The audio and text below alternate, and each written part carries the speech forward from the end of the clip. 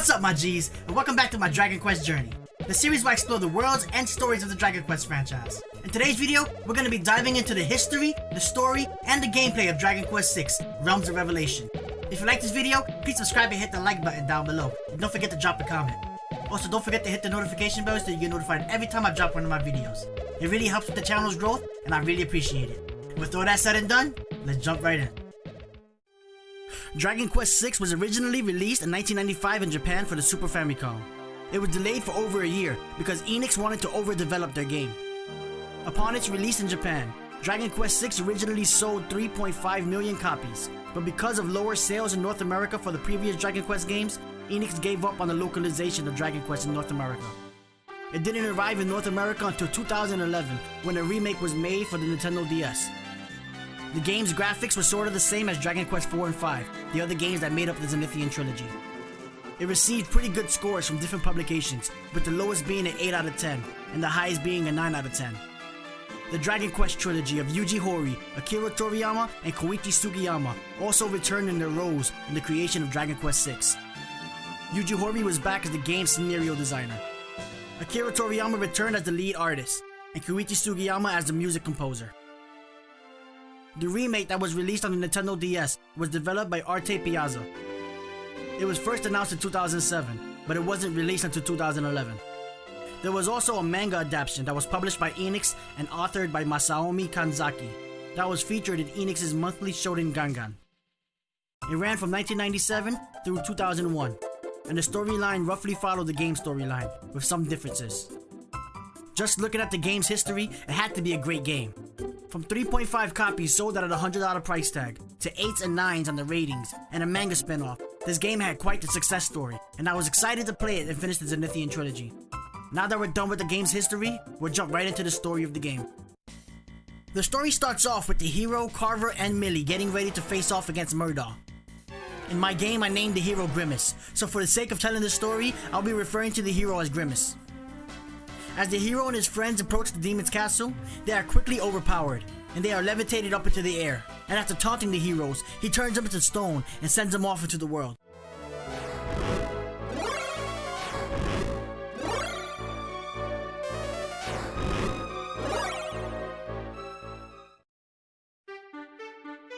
After this scene, Grimace ends up in a house being woken up by Tanya, who tells Grimace that she is his sister. Grimace can't remember a thing. He finds himself in a town called Weaver's Peak, where he wanders around town and meets up with the mayor, who gives him a job. He sends Grimace to the town of Hagerton to find the crown for the Fortune Festival that happens every year. After getting the crown for the festival, we end up back in Weaver's Peak where the festival is taking place. The whole town gathers in the church where they pray to the mountain spirit for peace. Tanya is chosen as the messenger and wears the crown, and while the prayer is being done, she walks over to Grimace, and she seems to be possessed by the mountain spirit herself. She tells Grimace that he was born with a destiny like no other. Darkness will soon swallow the land, and his power will be the key to restoring the light. She goes on to say that he must shatter the Dread Fiend's illusions, and tells him that him and his companions were close to defeating him once. He must succeed, and only then will he be able to rediscover his true self. After that, everything goes back to normal, and Grimace eventually talks to the mayor, who tells Grimace that he can leave to follow his destiny. There he passes the trial to join the army of Somnia, and meets up as well as partners up with Carver, who is also there to join the army himself. Carver doesn't recognize Grimace, but they team up when the king of Somnia sends them to retrieve the Mirror of Ra that is said to reveal the truth, and use it against Murdaw and his tricky illusions. Grimace and Carver find the portal, and they find themselves in Port Haven, where they can't be heard or seen. At this point of the game, I started to ask myself questions, like, am I supposed to be a celestial being from the Zenithian bloodline? Is that the reason people can't see me? Is this the Phantom Realm, or is the world I came from the Phantom Realm? That has to be why people can't interact with me. Seeing as I fell from above, I might be a celestial or something. Anyway, back to the story. Once in Port Haven, they meet up with Millie, who also doesn't recognize both Grimace and Carver, and is the only person who can interact with them. She takes them back to see Madame Luca, a dream seer. She explains to Grimace and Carver that there are two worlds, the real world and the dream world, and they were from the dream world, and that's why people couldn't see them. She sends them to find some dream dew from Lucid's grotto and uses it to make Grimace and Carver visible to everyone. At this point, Millie decides to join Grimace and Carver on their journey. From here, our heroes go back to Port Haven, where they buy tickets for a ride over to another Somnia castle. The castle was the same as the one they came from, except this one was located in the real world, and all of the people were different. They find out that Grimace looks exactly like the Prince of Somnia, and that the king and queen have fallen into a deep sleep. They also find that the queen has been mentioning something about a mirror in her sleep. They find the mirror key and use it to get into Moon Mirror Tower, where Ra's mirror is said to be. There they find a girl named Ashlyn, who couldn't be seen by anyone else either. She was in the tower hoping that Ra's mirror could help her. Grimace and his friends use the dream duo Ashlyn and make her visible to everyone, and she joins the team. After finding the mirror, Grimace and his friends go to the Somnia castle where he first started his journey. And once there, he uses Ra's mirror on the king, and it is revealed that the king was actually the queen. The hero goes to Murdaw's lair. There they fight Murdaw, and after defeating Murdaw, they use Ra's mirror on him, and he turns into the king from Somnia. He thanks them for defeating Murdaw. From here, the heroes head to the other realm and talk to the king of Somnia there, where the king and queen have now been awakened from their deep sleep. The king tells them that he had a dream that he was Murdaw, and was saved by someone who looked like Grimace, and even acknowledges that Grimace is actually standing in front of him in the flesh. The king tells Grimace and his friends that Murdaw is still alive and well in this world, and gives them a royal missive that would get them a ship in Ghent. The four heroes head to Ghent, where they meet up with another party member named Nevin, who accompanies them on the Providence, a sacred ship, as they make their way to Murdaw's castle. After reaching Murdaw's castle, they feel like they have been there before, and right before they enter the throne room, they find a statue of Carver standing there. Carver goes in front of the statue, and the statue and Carver merge together. Carver emerges from the light with his memory back, and he even learns a new attack. Afterwards, they enter the room and are greeted with illusions by Murdaw. They use Ra's mirror to dispel Murdaw's illusion, and they finally take on Murdaw for a second time. And this time, they're ready for his tricks. As soon as this fight starts, I'm thinking he's gonna kill me, and it'll be part of the story. There's no way I get to kill him now. He's the boss of the game. The whole fight, I'm trying to see how long I can last, because I'm not about to give anybody a free win, not even the AI. Eventually I kill him, and I'm actually surprised. Easy peasy. After this fight, there's another fight with Murdaw, and at this point I realize that I'm actually supposed to beat this bum. After defeating Murdaw, the party heads back to Somnia, and there the queen tells Grimace to search for himself and discover who he really is. The heroes find themselves in Arcbolt to try to retrieve the Thunderbolt blade, but a mysterious swordsman beats them to the punch. The scene that they made for this part was pretty cool. I loved how it looked and how it was animated. I was just kinda triggered because I went throughout the whole cave thinking I was gonna get a new sword or a new party member, but I ended up leaving empty-handed.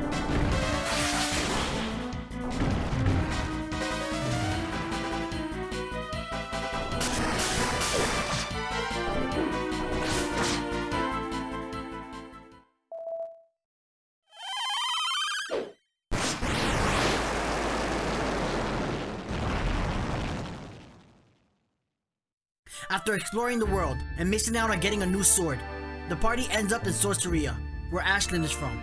They find out from the elders there that the Demon Lord is watching her, and she is taught the Magic Burst spell as a way to fight him. We also learn that the only way to get to the Demon Lord is through the Zenith Tower.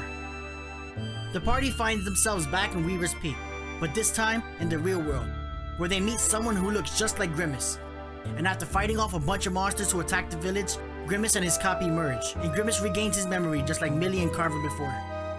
Through more exploring, we find out that there are more than just the Demon Lord and Murdaw. After collecting the 4 pieces of equipment needed to get to Zenith's castle, the party ventures into the Cloud's Gate Citadel, where they face off against Duran. Duran has a mercenary first fight the party. It's the mysterious swordsman from before, when they were after the Thunderbolt blade. After beating the swordsman, the party faces off against Duran, and after a hard fight, the heroes are victorious. Before dying, Duran tells the whole party that Murdaw and him are only pawns of Mortimer, the Archfiend. The mysterious swordsman stands up with his boss now dead, and Millie reveals that the swordsman is her brother Terry. Terry decides to join the party. When they leave, the Cloud's Gate Citadel rises from the real world into the dream world. The party zooms over to the dream world, and they make it to the Citadel that is now Zenith's castle. The same castle from the prior games. This kept some familiarity of the game. I just wish they would have added more information in the game to piece all of the games together in a story like the first 3 games. In Zenith's castle, King Zenith tells the heroes that the only way to get to the Dark Realm is to use the power of the Pegasus. he sends the hero into a well on the lower floor of the castle, where the heroes find the Pegasus. The Pegasus fuses with the wagon horse that has been with you since you first left Somnia Castle. Using the help of the Pegasus, the heroes make it into the Dread Realm, where they defeat another boss named Blackmar, who held the Supreme Sage prisoner. They find out that the prisoner was actually the Supreme Sage's younger brother Benjamin. With Benjamin's help, they find Isaac, the real Supreme Sage, and after saving him as well, the two brothers help the heroes make it into Mordor's castle. After making it to Mordor's castle, they make it through all of the different trials on each floor, and they finally make it to Mordor himself, who seems to be in a different dimension. Mordor had like 3 different forms, and at first he looked like a Master Roshi mixed with Majin Buu or a Deborah in a wizard's outfit from Dragon Ball Z. After beating this form, he turns into something that literally blends Omega Shenron from Dragon Ball GT and Majin Buu put together, like if Buu had eaten Omega Shenron. After defeating this pain in the ass, we face off against his 3rd and final form that seems to crack the dimension itself and breaks out as a floating head and 2 hands. At first I tried to fight him at like level 38 and I thought I was okay. I made it through the first 2 forms with ease, and the 3rd form literally wrecked my entire team. Every other boss in the game and literally every other dungeon was a cakewalk compared to this guy. This is the first Dragon Quest game that had me actually have to grind a whole bunch before facing off against him for a second time. The next time I fought him, I had mastered all of my vocations on all of my characters, and I was at level 43. On the second try, I was able to beat him after grinding for like 4 hours to finish mastering my hero vocation. After defeating Mordor, the Dread Realm starts to fall apart, but with the help of the Pegasus, the heroes were able to escape. Afterwards, the heroes visit all of the towns where they have connections, and that's the end of the game. This game was fun, and a big part of the fun started in All Trades Abbey, where you were able to choose a vocation for your characters. I stuck with the same characters throughout the whole game, even after having a bunch of choices. Those characters were the hero Grimace, who was also the Prince of Somnia, Carver the Carpenter's son, Millie the long-lost sister, and Nevin the Gentile prodigy. Grimace was set as the hero class. Carver was a gladiator at first, that mixed the martial art class and the warrior class, but ended up as a dragon class, using the Dragonic Diligence item. Millie was a paladin at first, which mixed the martial artist and the priest class. But at the end of the game, I switched her up to a sage class, that mixed the mage and the priest class. Nevin was a sage at first, which mixed the mage and the priest class, but after all of the grinding, I had added the warrior class that gave me access to the Artimentalist class, that mixed the mage and the warrior class. Using this setup, I was able to easily defeat the end boss that really gave me trouble the first time I fought him. Learning how the vocation building worked was pretty fun. A lot more fun than just grinding a bunch of battles to make it happen. Another thing I loved were the character designs. They were the best out of all of the games so far in my opinion. My favorite being the hero, Millie and Terry, and even Nevin. I also liked how there wasn't a clear boss until the end. I felt like I was free, exploring 2 worlds, and that was pretty fun as well. The battles themselves weren't as annoying as Dragon Quest V, but the battles did start to get really hard when I was heading towards Mordor and Mordor's castle. There was this one monster that showed up in a group of 5. He was like a red silhouette, and they would sometimes kill like 3 members of my party in one turn. That was annoying as hell, and I'm glad I trained everyone in the priest vocation beforehand to make sure I had a revive spell on all the characters, just in case.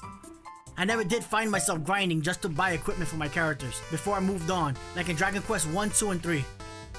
The money flow was pretty good, and I was always able to buy new equipment for at least one of my characters, and after finishing the dungeons in one area, I had enough money to buy more for the rest of my characters. The visuals for the scenes were also some of my favorites, especially the one I pointed out earlier, with Terry fighting Lizzie the Dragon. It really looked good for the graphics that the game had as a whole. All in all, it took me about a week and a half to finish the game, and I was sucked in every day. Every dungeon was a different challenge, with different puzzles, and that challenged me. Mostly because of all of the battles I had to endure while playing this game. I wouldn't be surprised if I fought more than 2,000 battles altogether. The vocation system was also pretty fun, taking the job system from Dragon Quest 3 and turning it up a notch. The game design was great, from the story to the art to the music. The Dragon Quest trio really did a great job with this one. This is literally my favorite Dragon Quest game to date. I know I've said that for the last 3 reviews, but these games keep getting better and better, reminding me why I love RPGs so much. Even a game that is as old as Dragon Quest 1 can still be fun, and this game is the perfect example. In the last video, I said that after the Zenithian trilogy, I would skip to Dragon Quest 11. I started this journey to learn more about the Dragon Quest franchise, and I feel like I've learned enough to be excited as heck for the upcoming anime in fall. I decided that I'll continue down the line and move on to Dragon Quest 7 instead. These games keep getting better and better, and I feel like Dragon Quest XI must be the holy grail for Dragon Quest games if this trend keeps up. If you like this video, please make sure to hit the subscribe button, and also smash that like button. It really helps the channel's growth, and I really appreciate it. I hope you guys will continue to join me on my journey to the worlds and stories of the Dragon Quest franchise, and I'll see you next time with the next Dragon Quest video. Peace out, my G's.